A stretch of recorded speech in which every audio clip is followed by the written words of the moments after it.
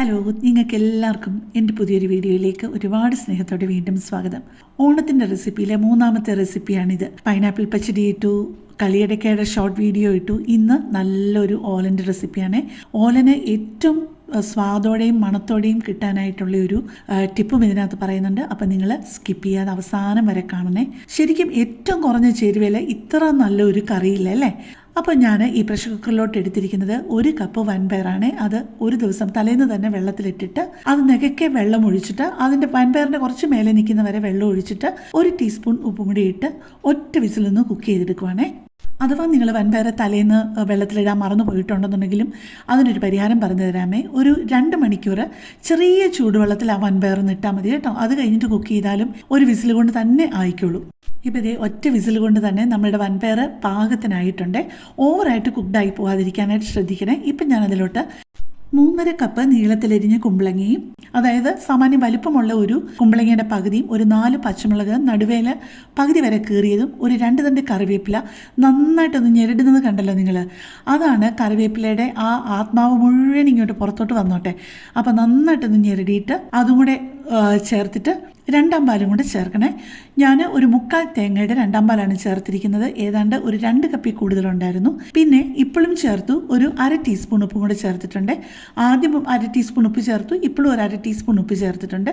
ഇനി അത് തുറന്ന് കിടന്ന് തന്നെ വേവണം കേട്ടോ. ഇവിടെ 3 പേർക്കും ഒരുപോലെ ഇഷ്ടമുള്ള കറികളിൽ ഒന്നാണിത് കേട്ടോ. ഞങ്ങൾക്ക് 3 പേർക്കും ഏറ്റവും ഇഷ്ടമുള്ള കറികൾ നോക്കിയിട്ടാണ് ഞാൻ നിങ്ങൾക്കായിട്ട് ഷെയർ ചെയ്യുന്നത്. അപ്പോൾ പെട്ടെന്ന് എൻ്റെ കാര്യം പറഞ്ഞോട്ടെ. എൻ്റെ ഈ ചാനലും എൻ്റെ ഈ വീഡിയോയും ഒക്കെ ആദ്യമായിട്ട് കാണുന്ന ആരെങ്കിലുമൊക്കെ ആണെന്നുണ്ടെങ്കിൽ എൻ്റെ ചാനലിൽ ഒരുപാട് വ്യത്യസ്തമായിട്ടുള്ള റെസിപ്പികളുണ്ട്. നിങ്ങൾക്ക് അതൊക്കെ ഇഷ്ടപ്പെടുകയാണെന്നുണ്ടെങ്കിൽ എൻ്റെ ചാനലൊന്ന് സബ്സ്ക്രൈബ് ചെയ്യാനും ലൈക്ക് ചെയ്യാനും കമൻറ്റ് ചെയ്യാനും നിങ്ങൾക്ക് ഇഷ്ടമുള്ള വീഡിയോസ് മറ്റുള്ളവർക്ക് ഷെയർ ചെയ്ത് കൊടുക്കാനും മറക്കല്ലേ.